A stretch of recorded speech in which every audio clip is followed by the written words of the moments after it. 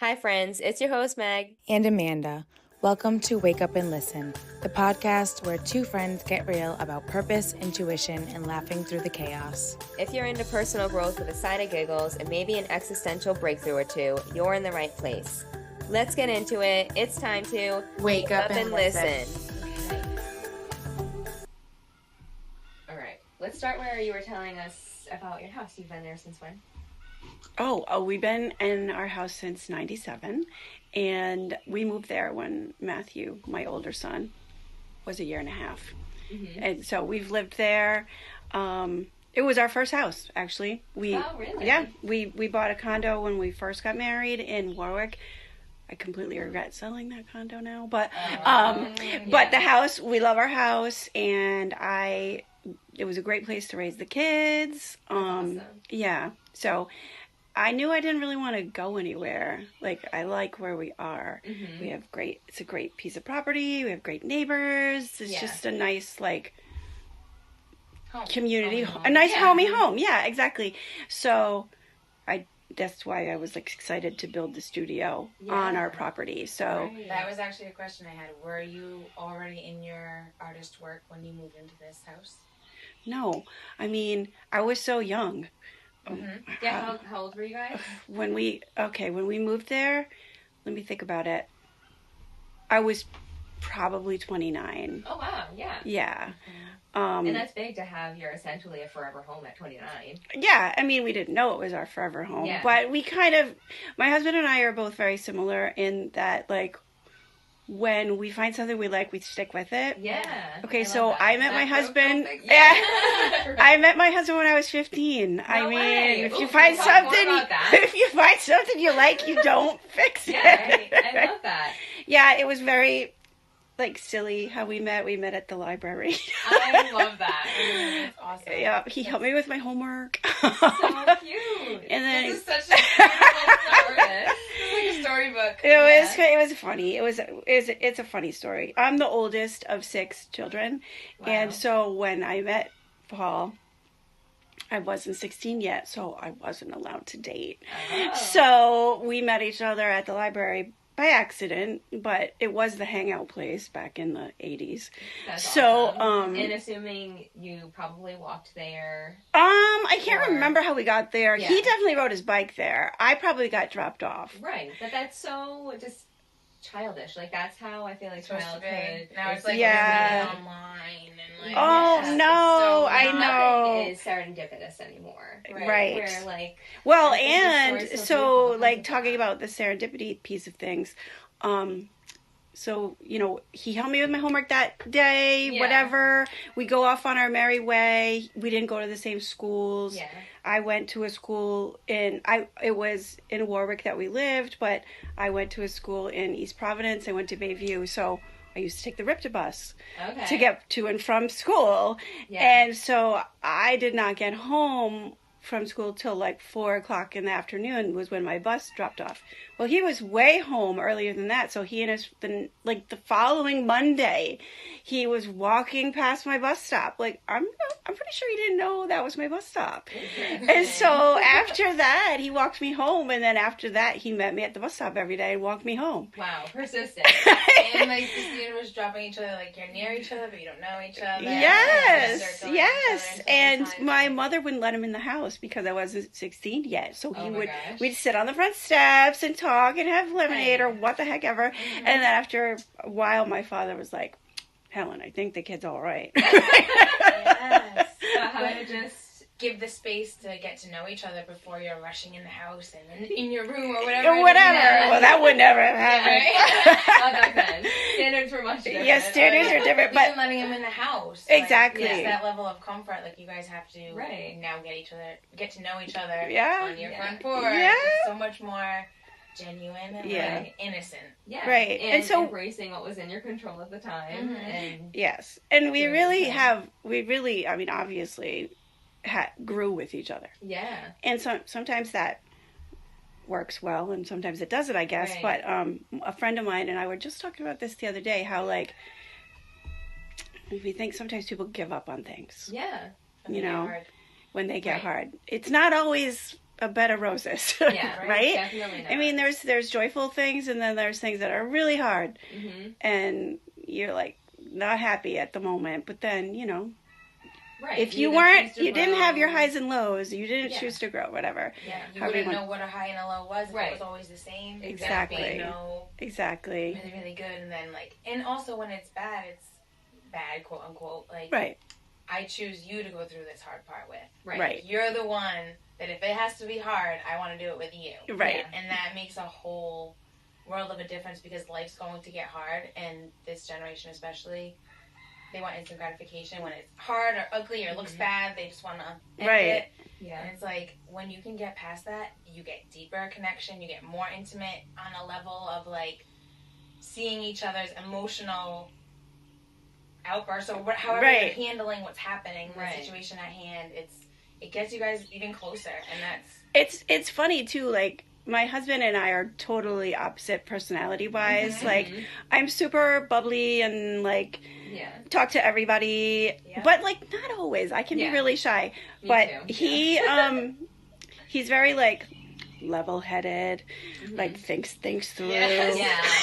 We all need that. Someone to balance I us. think, a true partnership is that true, genuine yin-yang energy. Yeah, because we have that for sure. Fill in the gaps for each other. Right? Yeah. And, someone's got to ground, and the other one's got to pull you out of your comfort zone, and, let's go out, let's go talk to these, let's do this. Yes, and it's such a beautiful... So just the other day, we were staining the tables in the studio, and we were just doing our work, doing the thing, getting it ready. Art camp start on Tuesday, and he just goes, "Oh, when your repeat customers see this studio, they're gonna be so excited." And that's so not a him thing to say, right? That he was thinking about that, and I'm like, oh yeah, they are. But how validating for you too, as having that partner that is just so genuinely excited for this next step, right? Because he's grown with you through all of those things and mindful choices that you've had to work through to get here. Right. So he's seen me at my little shy teenage self, and then he's seen me at my getting my first job, still not quite sure what I'm doing kind of thing. And then when I made the decision to go back to school to be a teacher, he was super supportive with that. Yeah. And then when I said, hey, I want to do this next thing, we'll see how it goes, he's never not been supportive. Yeah. I mean, he's amazing. That's huge to be able to move through the things you move through. If you had someone that was resistant to change, even if it wasn't their change, they just had to hold a space so you could change and grow. It could have went very differently. You could have been oh well, it's going to be too much for him with his work, and now I'm not going to go back to school. And I love how you said that. Hold a space for it. Yes. A men that can hold. I have the chills. Yes. If I have one in the house, a men that can hold a big space for our kind of creativity to unfold. Yeah. And, I don't know where it's going, but want to come for a ride? Right. Exactly. And I think as women, too, holding that space for men to just be vulnerable and feel the hard things, too. Right. And I think it's just coming... It's weird because I don't know if it's something you're taught when you're younger, if it's a value system, but when you recognize you're just a part of this natural give and take, it's so effortless after that. And the people that are not a part of that give and take will naturally weed themselves out of your life if you're committed to living that higher standard of living and actually chasing after the dream and surrounding yourself with people that want to do that too. Right. You know what I mean? Right. Yeah, I hope I have instilled that in my own two sons, I'm sure you have. Her son is a beautiful guitarist. Oh. They're just both so creative. Yeah. And then the other one, they couldn't be more different, but, Matthew's the older one, graphic designer, musician, and then Sam he looks like a gruff, bear, but he's the teddy bear. And he's a mechanic. They couldn't be more different. Yeah. That's amazing. But the values are still just, and being able, this is what I get excited about when I have kids, being able to watch you make such big decisions and changes in your career. I think it's huge because my whole family line, it's very, I went to school for this, I do this, and that's what I die doing. And I'm all right, I went to school for hair, it's not aligning with me, doesn't matter how much money I'm making, I'm not going to do it anymore. Exactly. And everyone was very fearful of like, but what are you going to do? And I'm sure you got that, like, you're going to go back to school? Like, yeah. Did you have kids by then? Yeah. Right. Yes. So wow, yeah. Yeah, so my much younger fear son was 2. At your space, and then you have your husband like, we got it. We got this. Yeah. Yeah, it is actually really sweet. This is a sweet story. So, the boys, my boys were, let me think, 7 and 2 when I decided to go back to school. Wow. So yeah, so I had previously been working in retail. I worked in retail for a long time. But then after a while I was like, this is not bringing me joy anymore, and I can't do this and be a good manager of the Gap, and still be a good mom and like do all these things I want to do. It was taking me away too much. And at the time, when Sam was little, I would go and volunteer with Matthew's school, and I'd volunteer with the art teacher. And I had a friend who we had the kids at the same time, like the younger kids at the same time. So she had an infant and I had an infant. And so we'd take turns watching each other's child so that we could go do something. That's nice. So that's when I went to go volunteer. Yeah. And the art teacher was like, why are you not an art teacher? Like, you're so good at this. Yeah. I'm like, I don't know. But at the time, when I first went to college, I didn't want to be a teacher. Yeah. Like, people... What did you go to school for? Or what did you focus on? Art. Art studio. And people would go, oh, you're taking art. You're going to be a teacher, right? And I'm like, no. Yeah. Why would I want to be a teacher? Right? Because I just couldn't see myself doing that. Like, I was super shy. I'll stand in front of a group of people that are going to watch me, and I have to tell them what to do. Know what to do. Like, no. Yeah. But then, you grow in your confidence and whatever. And so, like, I'm talking with this art teacher now, and she's just, like, letting me have the space to try this out.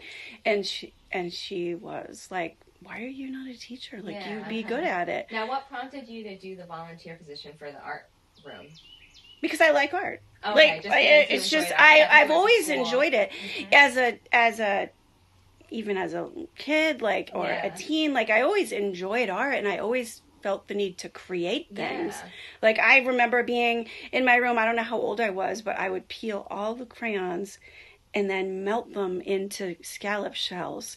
And to take all the birthday candles and cut all the wax off to make the wicks. I mean, so, I went through this whole thing. Yeah. Not only that, but I was using matches in my bedroom. It's like you had a past life of being an artist. You're like, I know how to do that. I got this. Don't worry, Mom. It's totally fine. I have matches. I'm not going to burn the house. Yeah. But, like, just silly things like that. But it was always... Well, what a fun way to allow yourself to explore that realm without fully jumping into the career. Yes. Yeah. That was such a creative choice. Yeah. I mean, but... How you gave yourself the space to be like, my time's getting pulled in places I don't want them to be. Like, I don't want my energy there. So, right. Like, how can I cut back?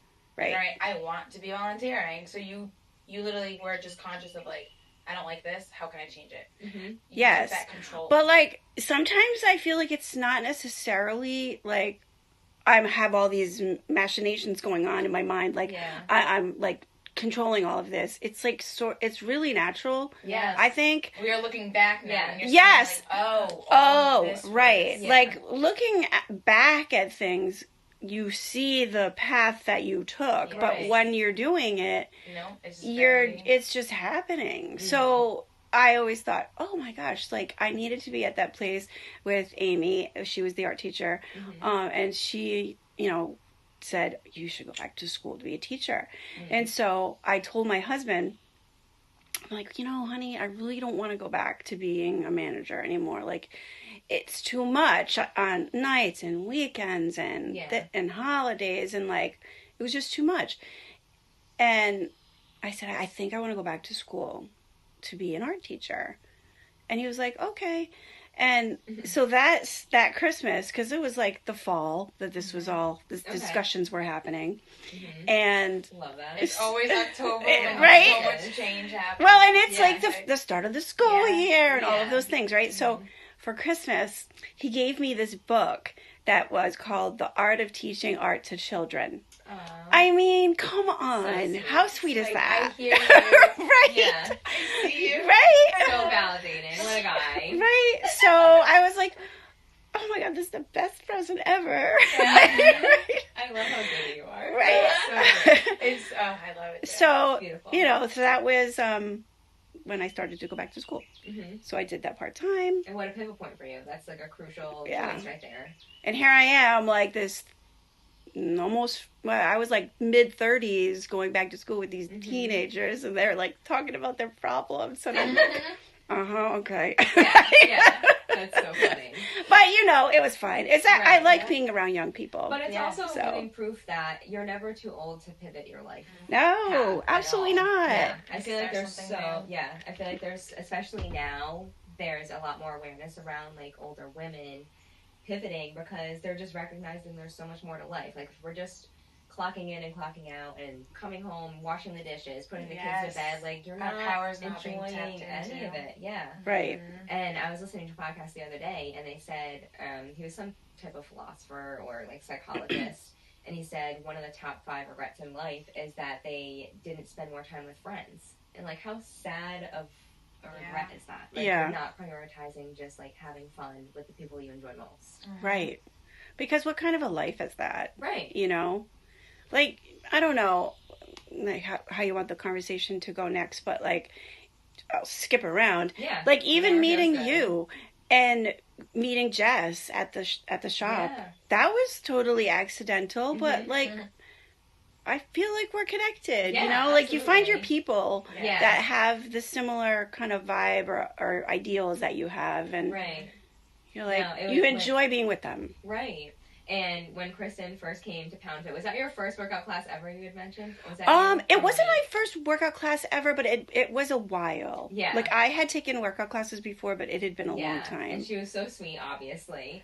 And she definitely gave like that baby deer energy. Like, tell me what to do. Yeah, she was very nervous. We worked on some form, but it was just so beautiful to see her like really start to just get ingrained in those moves and open up. Just see the confidence after those first couple classes just blossom a little more each time. It was so nice. Yeah, I don't know. I do not like to do things that I don't feel I know what I'm doing. Yes. Do you know what I'm saying? That sense of control. But, I mean... I know I'm not going to be good at it. I'm not doing it. Yeah. Well, and that is totally was my mindset when I was younger. Right. Yeah. Right? But as you get older, you just go, whatever. Like, so what if I look like an idiot? Right. You're never going to see those people again, and if I do, you'll remember me. Exactly.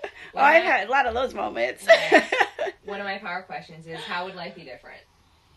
Like, if I spilled my coffee all over me in the car, and I have this 1 hour to go grocery shopping, how is life going to be different if I walk in with coffee on my shirt? Right. It's not. It's not. Like, just go get the grocery shopping done. Because if you don't get it done now, then you're going to starve or have to order out and spend 3 times the amount. All because you got coffee on your damn shirt. Yeah, right. And those little stupid things that we give a lot of energy to. Right.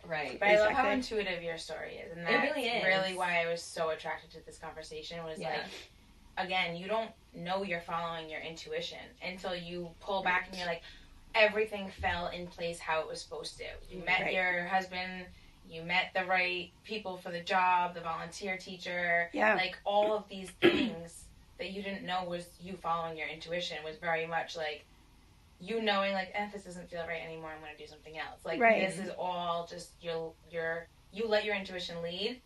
And then the unknown becomes everything you couldn't even have dreamed, more than you could have dreamed of. It's so true. And I mean, you're making an idea come into my head right now. So after I finished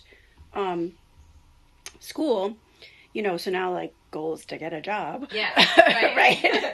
Did all that schooling. Now it's time to get a job. Yeah. And I had done a semester of substitute teaching, and then I saw a job opening in Charahoe School District. Okay. And it was for an elementary school teacher. And for me, that felt comfortable because I'm like, my kids are little. Yes. I know little kids, right? Like, this is what I know right now. Like, I can do this. Yeah. So I go on the interview, and, I'm like so nervous. But I had my little suit on and my little portfolio of everything.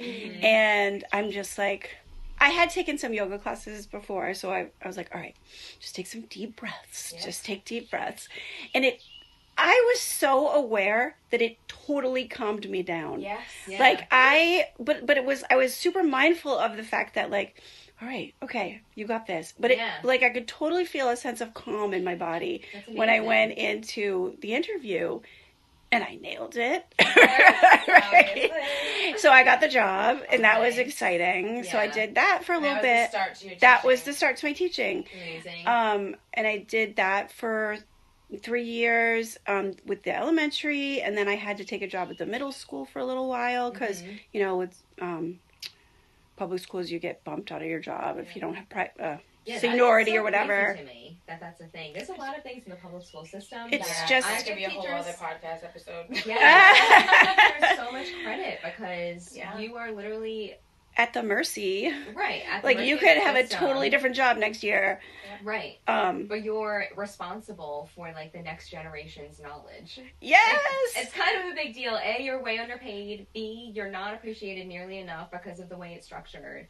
And C, you can't even teach anymore. Maybe for art class it's different, this is honestly like I can't really speak to the public school anymore, and I know there's wonderful public schools. Oh yeah, because you're a private. But now I am at private school now. Yeah. So that year that I was at the middle school, my older son was a freshman, and he went to Hendricken, and I'm like, he was having an amazing year. Yeah. And so I said, honey, I think I'm going to teach in private school. Yeah. Right. I mean, and he's like, all right. Like, well, it's going to be a lot less money. Oh, and he was like, it's okay. Why is that? It just is. Because it's funded by, like, the people versus the town? Yeah. Or, Yeah. It's just a lot less money for teachers. Yeah. So, anyway, it was a good move, though. Yeah. Guys, it was a good move. I did get a job at Prout High School. I don't know if I'm supposed to be saying things like that, but we're going to be disrespectful. Okay, I'm not disrespecting. I love my job. Yeah. So again, I was taking a ceramics class that summer because in the middle school I was previously at, we had a bit of a ceramics piece to our curriculum, and it wasn't something I was super familiar with. I had done it before, but it wasn't something I was like, I can teach this, right? So thinking I was going back to the middle school the following fall, I was taking a ceramics class for myself and just to gain some knowledge. And so that was good. And then I started my job search, and I had this interview at Prout. And so I get there, and they're like, so, can you teach ceramics? And I'm like, yes, I can. I am fresh. Yes, I can totally teach ceramics. Yeah. So I go back to my ceramics class, and I'm like, I need to learn everything I can about ceramics. Stat. Yeah. And I'm like, I need to take a wheel class because and they're like, oh, take it with this person. And so I go to him, and I'm like, teach me everything I need to know. And he's like, as long as you know more than they do, you're totally fine. Yeah, yeah. It's absolutely true. Yeah. So I've been teaching ceramics, among other things, at Prout for the last 15 years. And I love it. Yeah. Like, I love my job. I love my colleagues. I love my students. I love teaching high school. Oh, did my younger self think I was going to be up in front of a group of teenagers? It's like talking like I know what I'm talking about? Yeah. No, but it's amazing. They give me such energy, and they're so creative. You just have to give them a little bit of room. Yeah. Right. And they come up with things you never even imagined. Right. Yeah. So I do love that. I do love that. And then starting my art camps, I get my little kid fix. Yeah, so that's good too. That. So found such a beautiful balance. Right. Yeah. All just fall. The intuition again. You take a ceramics class before you go to this interview. That I didn't know, but like, what the heck? You knew. Yeah. When you look back at it, that's what I think about. Yeah. You know, like you knew it was a gap. and you intentionally chose, like, okay, I'm not super confident in this area, but I would love to, just in case it's something I need to address again. Yeah, and exactly. Sure enough, the universe is like, actually, you're going to be the ceramics teacher. Yeah. Okay. That's amazing. I got this. Yeah. And, I mean, is there anything outside of what you already mentioned that was like a pivot point where you really just woke up to acting on instinct? Well, I mean, so, yeah, starting my business kind of was definitely acting on instinct. Let's transition into, like, the big dream now that you're stepping into in just a week. Right. Yeah. So, let's see. How could I start the conversation on that? I've always been a little bit of an entrepreneurial spirit, like whatever that was. Like back in the day, my friend and I would make earrings and try to sell them, and I'm like, oh, I could totally I like to sew. Yeah. Like I was just always trying to think of what I could do myself. Yeah. Like I don't really want to be having a boss. Yeah. I mean, I want to be paid to be me. Yeah. Right. Like, and obviously, you know, I'm paid to be a teacher, but I also really get a lot of autonomy with that because I can like design my own curriculum, like whatever I want to do. Right.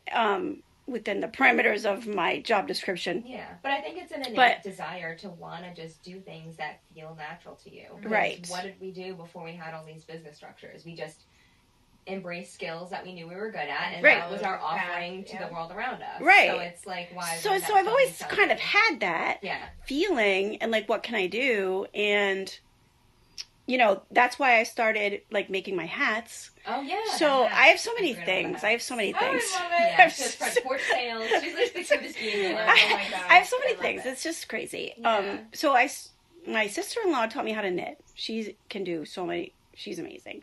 Mm-hmm. She has so many talents. So she taught me how to knit, and I love knitting hats because they're quick and they're fun and you can do all different colors and they're fun to wear. Mm-hmm. And so I was making all these hats, and my husband was like, what are you going to do with all these hats, Kristen? And so I would like give them to people. Right? Like, Kristen, you're becoming a hoarder of hats. I would give them to people. Yeah. But then he was like, you know, there's this woman that I work with, and she sells her hats. Mm-hmm. And I'm like, oh, I guess I could do that. Yeah. So a while ago, like in 2008, my dad passed away, and he had ALS. And this is relevant to the story. Mm-hmm. And one of the things that he taught us through his sickness is just the ability to be joyful in the face of adversity, and just like how to be as a person in that situation. Right. And also, he was super joyful. Like, you know, here was a man who, up until he was 58, which is only a year older than I am right now. Oh, wow, yeah. Had a completely normal life. Right. ALS is scary. I had an uncle with it. It's just, you never know how quick it's going to move. And so within 2 years, he couldn't move anymore. Mm. But thankfully, and I know this is not the path that a lot of ALS patients take, but thankfully he could always talk, breathe, and eat. Wow. And you would think that those would be like not very important. I mean, like, they're obviously important, but like for granted, for sure. There are some ALS patients that lose their ability to talk, lose their ability to swallow. Right, they're just like a shell. It's so sad. Right, but my dad could always do those 3 things. He just couldn't move a muscle. Mm-hmm. So we took care of him. He never went into a nursing home or anything. Yeah. We were able to get the materials that we needed, a lift and all of the things. And he had been in the Coast Guard, so the VA was able to get him a visiting nurse to help it. Nice. But And one of my brothers put a handicap accessible addition onto his house because at the time my youngest brother wasn't even 20 yet, so he still lived at home. Oh, wow. Yeah, he was 17 years younger than I am, so he was still supported by my parents. Right. My dad was finally going into retirement. It was like they were like looking for the next path in their life, and he never got to get there. Yeah. But he made a huge impact on the kids, like just his way of being. Yeah. He made everybody feel comfortable taking care of him and doing all the things that you need to do for a person that can't move a muscle. Right. And this is going to sound weird, but at his funeral and at the wake, there were so many people that came that I didn't know who they were. Like, there was a lot of people that I knew who they were, obviously. And, like, family and friends that stayed friends with them even through the hard times. Mm-hmm. But then there was just, like, people that we heard from, got cards from, that my dad had met in his life. Yeah. That were so thoughtful and sweet and, like, talking about, like, the impact that my dad made on them and, that we didn't even know about. Yeah, so it got me thinking about how everybody is just connected. Yeah. Like, just the interconnectedness of people and, like, the impact that you make on someone, even if it's, like, a silly little thing. Like, you don't even remember that you did. Yes. Yep. Right? It was just, like, just a natural thing, natural interaction for you. Right. But that to the other person, it was a big deal. Yes. So I started this little knitting business. I call it Pepe's String. Oh, because so Pepe is French-Canadian for grandfather, and so we called my grandparents, Pepe and Meme, and so he was Pepe to my kids. And the string is just how we're all interconnected. Plus, it ties in with knitting. Yeah. So I knit my hats, and I do my sales, and I donate a portion to ALS. And so that was, like, a thing I was doing to, like, feed my urge to create. And it's such a beautiful homage to your father, too. Oh, it makes me so happy. Connected. Always connected. Every time I'm making a hat, I think about him. I think about him all the time. Mm-hmm. But I think about that idea that we're all connected. Yeah. So, so that was, like, I guess you could say, like, my next little... Yeah, that little boost of confidence, validation, like, I can do incredible things with my own two hands, and I can make something tangible out of it. And that people want what I have to offer. Yeah, right. Mm-hmm. So then I got to thinking, and I met some people along the way. There was this girl, Jess, that was very encouraging to me and taught me a lot about, like, what she does, because she has a little art studio, and she taught me about her way, and that I'm very thankful for that. Yeah. And I thought, well, I could do that. Like, that's something I could do and I would enjoy. I like being around kids. Yeah. So I had this idea to do kids' art camps the summer of COVID. Mm-hmm. Of course, I didn't know it was going to be the summer of COVID when I decided I was going to do it. Right. But whatever. So it is what it is. I had this whole thing in my head, and I was, like, working it out in my mind. And at first I thought, well, I need a studio. Like, I'm going to rent a studio somewhere. And it was so expensive. And then actually, this is kind of a little fun twist. Because of COVID, I decided to do it in my house. Yeah. Like in the yard. Oh, okay. Yeah. Right? That renting a studio and having a big to-do is not going to be in the cards this year. Right. So, but don't stop your idea. We'll just do it on a smaller scale. Right. People still need things for their kids to do in the summer, and, like, they want to be creative. So I said, all right, well, I'll give it a try. And because of COVID, I was doing these online, like, little classes on Facebook. Through the library. I'd been doing it through the library, too. So, I'm getting a little mixed up with my timelines. You're good. I had reached out to the library before COVID, and we were planning to do an April vacation class. And I was going to go into the library, and we were going to do some classes, and it was going to be great. And then COVID happened. Mm-hmm. And so she was like, well, how about we try Zoom? And I was like, already Zoom savvy now because of COVID, because once we went to distance learning, we had to learn to Zoom. And so I was like, I can do that. I know how to do Zoom. So we did that. But because of COVID and because I was home, I would do Friday after school art club. And every Friday I'd go on Facebook Live and do a little tutorial. So I got a little following. So that helped me to get some people like interested in what I was going to offer for the summer camps.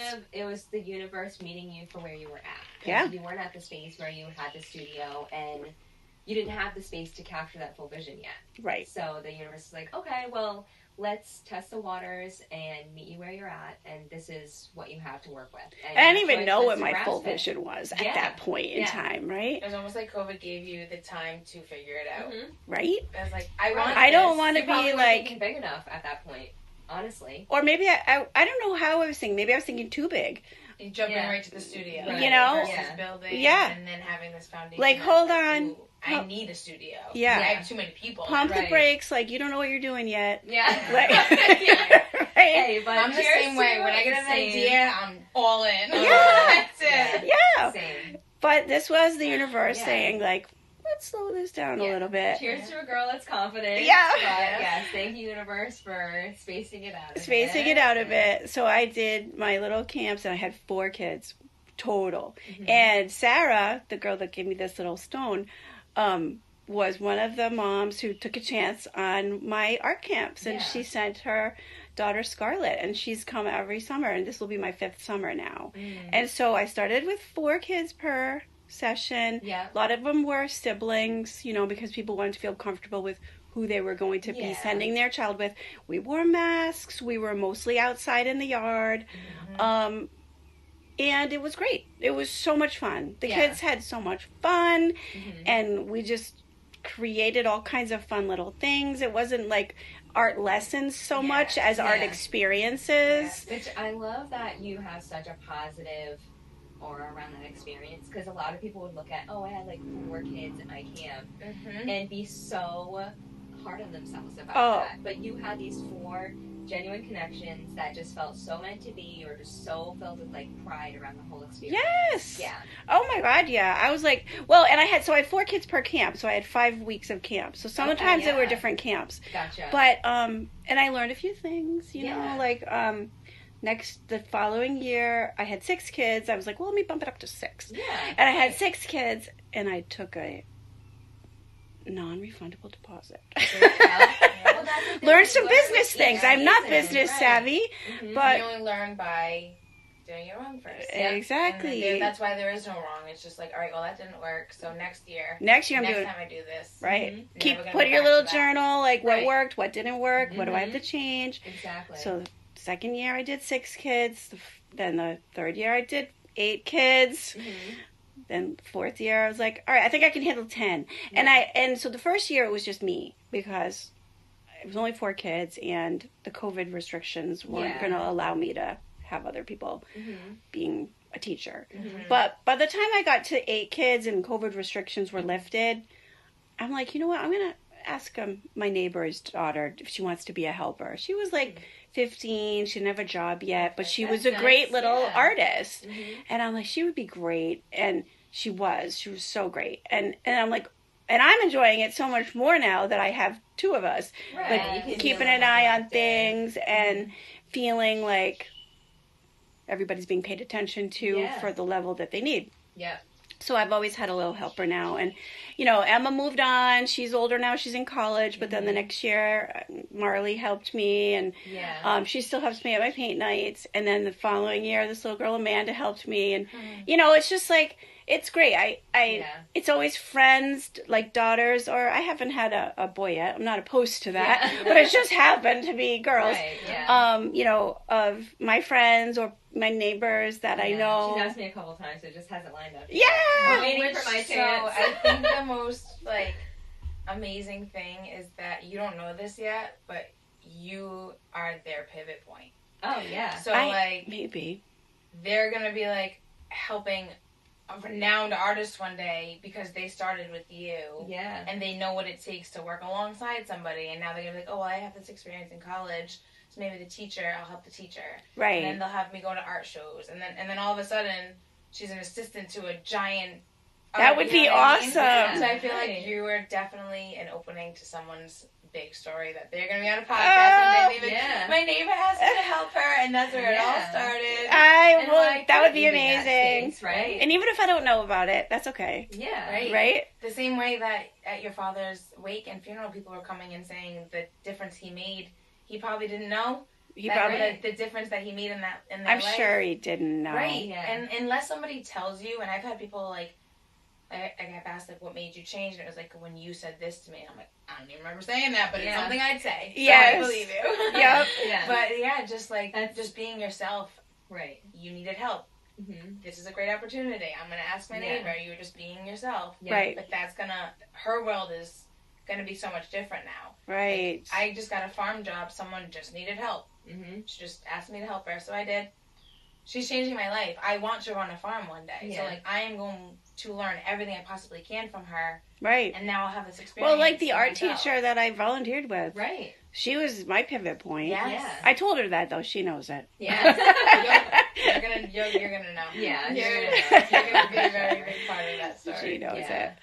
And so when did the spark for the studio on your property happen? Let's see. So after the first summer of camps, so this woman, Heather, was another pivot point for me.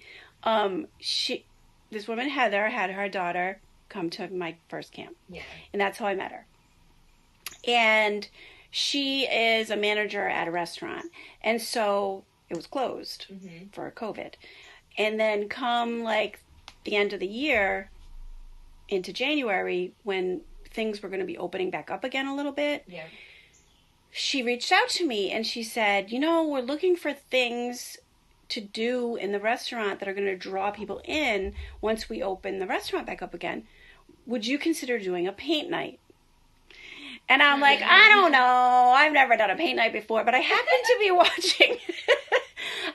watching this woman on Facebook. Like she does paint night things, and I just happened to be watching this woman, and I'm like, obvious when you just stop and think about it, right? And so I'm like watching this woman, Heidi, and I'm like, I could do that. Yeah, all right. I'll give it a try. Yeah, right. All right, Heather, I'll give it a try. We had 22 people come. Wow. And my friend Chris, she's like one of my besties, she goes, do you want some help? I'm like, yeah, I guess maybe I could use a helper. Thank God she came with me, because I would have been like crazy. Yeah. So I learned some things on how to run a paint night, but everybody had a great time.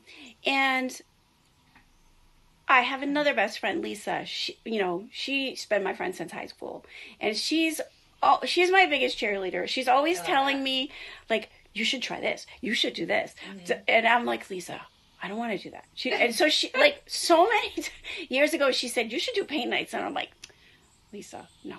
Those are things you resist. I'm never gonna do that. Yeah, exactly. Right? Oh, teacher? Why don't I be a teacher? Yeah.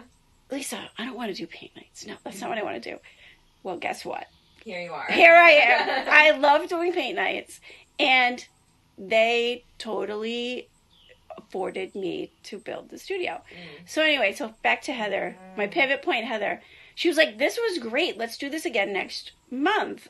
Okay. So, did it. And then someone else asked me to do it, because I would like advertise on Facebook or like show on Facebook what I'm doing kind of thing. And, as much as social media is a thorn in my side about a lot of things, it's good too. Like when you use it for, right, exactly. When you use it for positive things, it's good. Yes. So I would like show off what we did and what we were doing, so people got to know me more. Yeah, which goes into putting yourself out there, another intentional choice, like using the capacity of these free things that are within your control. Right. Yeah, because nobody would know who I was if it was just doing this one thing and then never using that to show it. Yeah. So yeah, I just started doing paint nights, and my summer art camps still are a thing, and I love it. But I love teaching overall. Like I love high school kids. They're almost like little colleagues in a way. Like not colleagues isn't the right word, but you can like be real with them. Yeah. Right. Little kids, you can be silly with them. Yeah. Like I can get on the ground and blow bubbles with, and like be silly. And then with adults, it's different because a lot of people that come to paint nights aren't necessarily, not necessarily consider themselves an artist. Right. You're bringing up the like inner child in there. Yes. Right. And like not more. It's such like a more than concept. 25 times has somebody said that to me. Like, I just really never knew that I could do this. And I liked it. And I never knew I was going to like it. Or another little sentiment that I love is like, I was having a really bad day and I just sat here for 3 hours and it just didn't come into my mind. The bad day. Right. Or, I've been going through some things like I've been doing chemo or whatever. This snowman took my mind off of that for 3 hours. Yeah. Frosty saved me. I think a big piece you're teaching people beyond art, creativity, inner child is meditation doesn't have to be sitting down, crossing your legs like it's being in what you're doing so fully that your mind can't be distracted by all of the worries and the to-dos and the absolutely. See, now you're giving me goosebumps. Yeah, I the whole time you were talking, I'm like, I gotta get this out. And you were just like, oh, there's a cardinal right there. It's been here the whole time. I know. It was squawking while you're talking about your dad. Yes. It's important too. See, that's how I feel about dragonflies. Every time a dragonfly visits, I'm like, hey, Dad. I love that. Yeah. But I think what's so beautiful about what you do and the nature of what you do is you're inspiring people to get off the screens. And what was it like trying to stay creative during a time that was just being consumed by technology?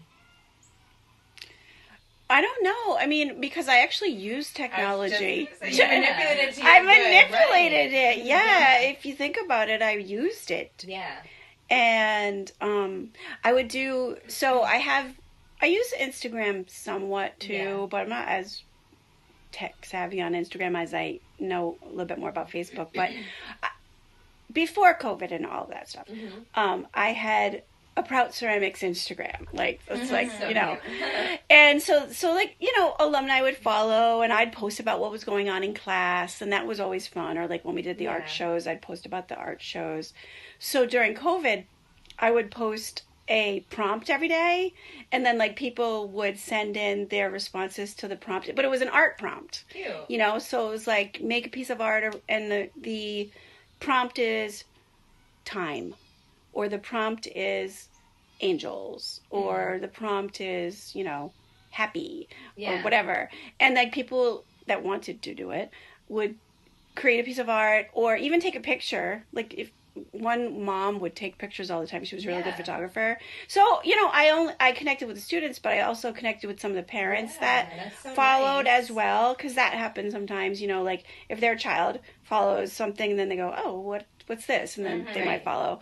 So that was kind of fun. I actually used that technology for that reason. It keeps people thinking outside the box, connected, and I don't know. I just think art in general, music, all of it is just so innate, and we just have stepped so far back from it because we're all too busy like capturing art on our phone, and we're not just being present to the actual like magic of using your hands. Right. Yeah. Well, but in a way, like, so I did use the technology for getting people, because they had to create the art in order to which post was such it. an important piece. And I think that's what we're maybe missing with technology is it's supposed to be connective. We're not supposed to just be relying on it for every aspect of our life, essentially. Like the ChatGPT is getting out of hand. I know. Don't get me started. It's getting out of hand. Don't get me started on that. I don't want to talk about that. Yeah. But another COVID thing that was kind of fun. Good pivot. I don't want to talk about that. Yeah. So we're not. Pew! She's the best. Matthew, my musician son, we did quarantunes. So every Friday we would do a little, because he was home. Oh my God. I said, Matthew, come home. Because he lived in Medford at the time, and he would take the tea all the time. And I'm like, just come over 2 weeks. It's just going to be 2 weeks. I just don't want you taking the tea. It's so dirty. So he came home. And he was home for months, of course. He never, and he's like, Mom, I'm paying for my apartment in Medford for nothing. But he went back in the fall. But because he was home, I'm like, we need to do quarantine. So I would like post about it, and we had people watching from all over the place and commenting. Oh my God, that is awesome. It was fun. So yeah, you really did take technology and make it your bitch. I guess. Yeah. You're here? How can I do this? All right, we're gonna do this. I love that. That was just such an inspiring perspective for your son too. Like, just really, I don't know if he presented as scared during that time, but any like worry. I mean, the world naturally felt very heavy during COVID. Yeah. So like, how can I as a mother make this lighter? Mm-hmm. Yeah. That was So when warm quarantines, we like lit the fire pit, and I set up my little tripod in the backyard, and he's strumming his little heart out and singing. Yeah. It was great. I love it, and that kind of quarantunes probably groomed him to be as confident as he is today with doing his hopefully music. I would think so. Yeah because you're practicing it around the people that you love most, so you can kind of just express and like feel it out and shake out the, like, brush off the kinks and stuff. Yeah, you just reminded me, like, that is something that we don't realize, and I'm not a parent yet, but like those small things you do, being open to even recording him, like, put yourself out there, like, just that is so fun, and like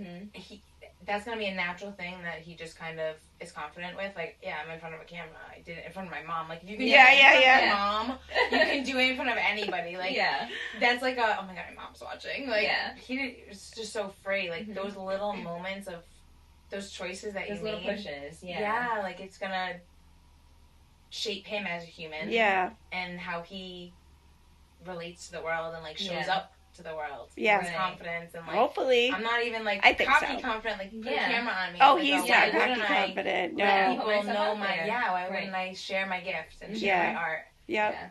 That's like Cam got to ride the tractor for the first time the other day. Oh, he has been walking over this tractor in our garage for months because our friend is just storing it at our house. And then Josh finally got it running and brought it out for when he got home the other day. And he was so scared of it. He didn't want to go on it. And then we ended up putting some headphones on, and we just watched Josh kind of drive around on the tractor. And then he came up and he goes, "Bee!" He like wants, that's his like, I want to do it. Oh. So then I kind of just like put him on Josh's lap, and he was like kind of nervous. He didn't want him to go. And then I told Josh, I was like, just go. Like, he asked to go on the lap. I was like, just start going and see what happens. And it was just so cool to like see him be all nervous. Yeah. And then like he was like, let's go that way. Like, I did it. Like, I'm so proud I can of do myself. this. Yeah. Yes. And I think those little moments are just, you really have to get grounded in that, because that's the magic of like that every day. Right. Just, like, and witnessing that. Like, I was thinking of your story, like, as adults, you got asked to do a paint night. Like, I'm a psychic medium. If I got asked to do a restaurant, like, reading, oh my God, my heart's already in my stomach. Yeah. But, like, would you do it or not do it?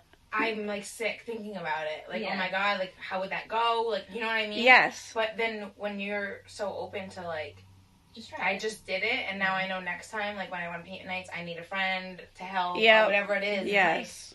Like, I was nervous. Figure it out, but it's like, a lot of people are just really afraid to do it wrong once. Right. Yeah. It's like, I don't want to do it wrong at all. Yeah. And, like, let these people, like, see me do it wrong, or whatever it is. Right. Like, I think that... Yes, and, like, you with you putting your son on the tractor, like, he didn't know. Like, he was scared. Right. You had to give that little nudge. Push. Like, you can be scared and still do it. Yep. Yeah, well, then that's what kind of actually I had told him. I was like, sometimes when you're about to do something really exciting, you get scared. Yes, oh, that's such a good way to put it. Yeah. It's true. Right. It's so true. Always true. It's cool. Yeah. Yeah. It's never not. But, like, never exciting is scary. Yep. My younger self would have not done it. Yeah. You know? Right. But there's a point in time where you just get over yourself. Yeah, right. I think I built a trust with myself where I'm like, I've had this feeling before and I had so much fun after, so just go. Yeah. Right. Like, you've been nervous and you loved it. You had the best time of your life. Right. You're so glad you went. So let's do that again. Right. It's funny because I'll go to a paint night some night and my husband will help me pack the car and then I'll be going and he'll go, have fun, good luck. And I'm like, I'm kind of nervous tonight. He's like, why are you nervous? I'm like, I don't know. Yeah. Anticipation, you're meeting people. Like, what's this energy going to be like? What's the energy going to be like? Exactly. Right.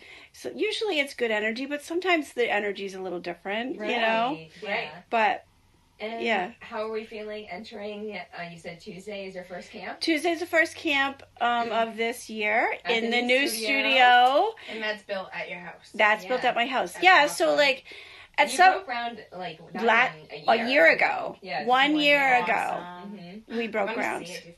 I do. Okay, I do have pictures. I'll show you. Yeah, I'll absolutely show you. I'm so excited about it. So and her husband helped build it. Well, he didn't do the building. No, he didn't. You're giving him credit. He built the tables.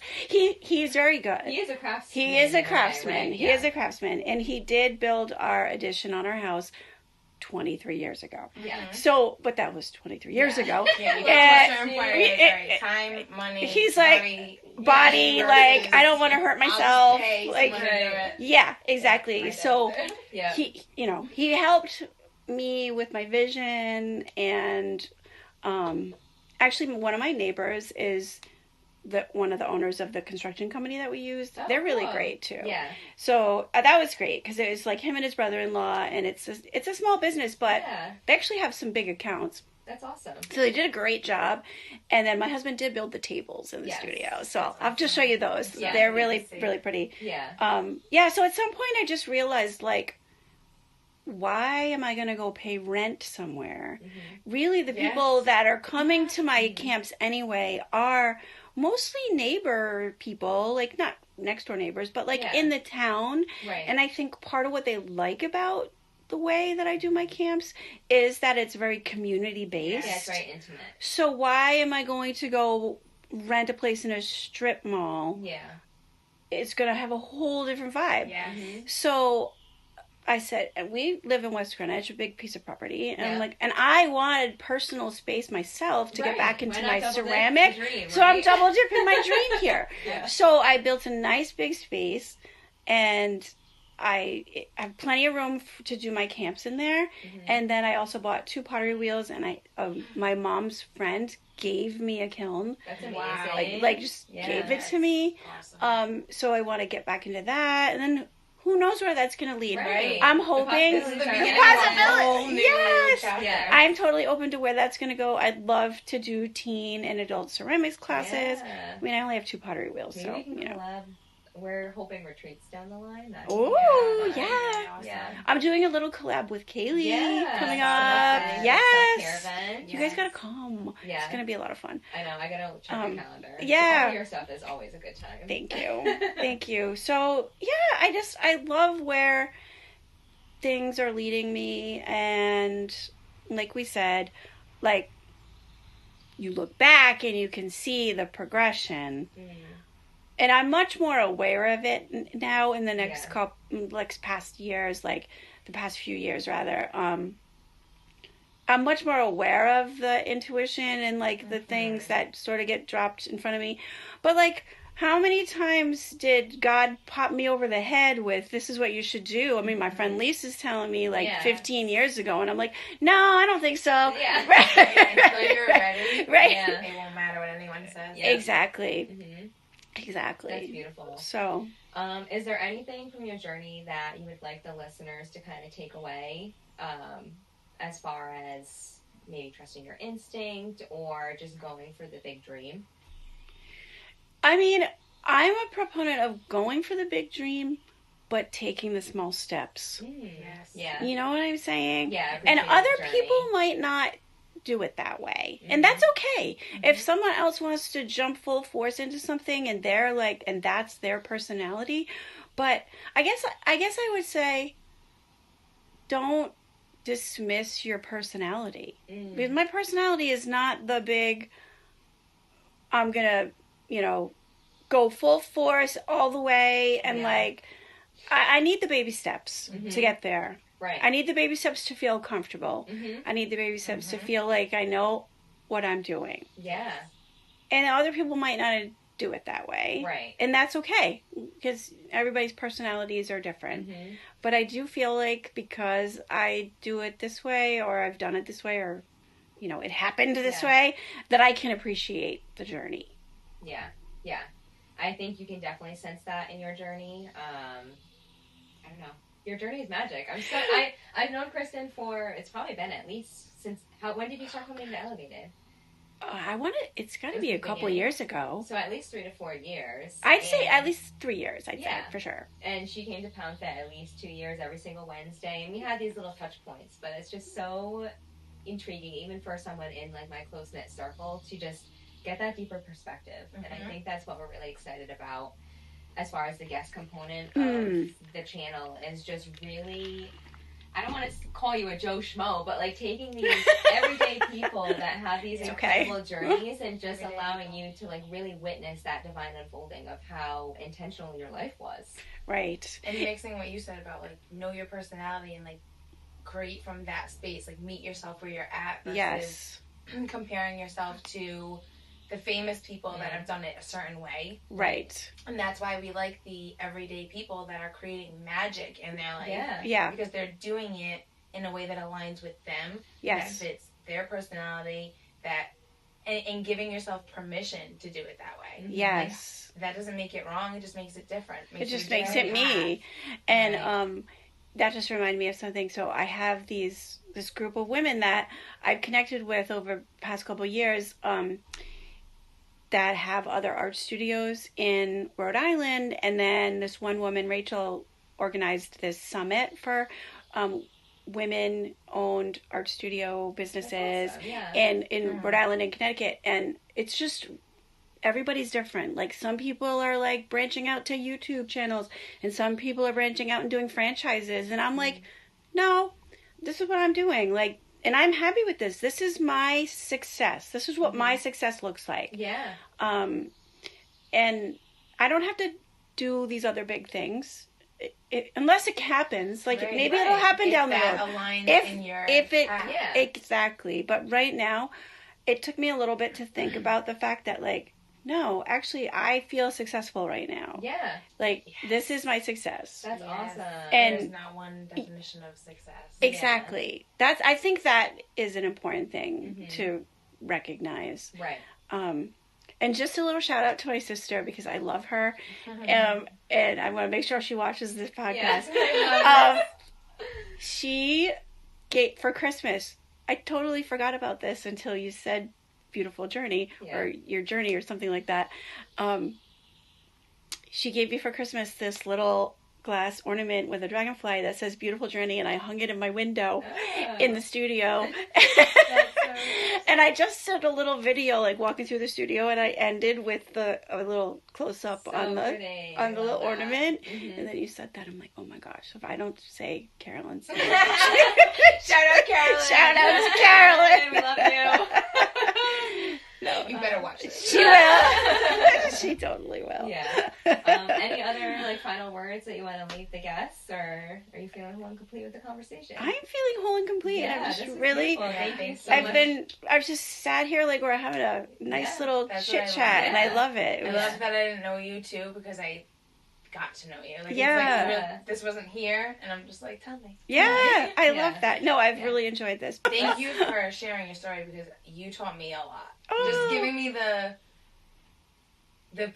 permission to do it my way. Yes. I get very bombarded by what everyone else is saying is the right way. And I know, like, well, that doesn't fit. I don't like that. I don't like that. And that's easy to do. Yeah. But it still can weigh and be like, am I doing this wrong? Because I'm not doing anything the way they are. Like, I'm following what feels good. Yes. And it's worked for me. So and that's what's going to make you be happy and like enjoy the whole thing. And it's not going to feel like a chore or a job. It's just going to feel like your life. Yeah, exactly. Ugh, beautiful. You're amazing. Thank you so much. Thank you for taking the time. You're welcome. Thank you for having me. Of course.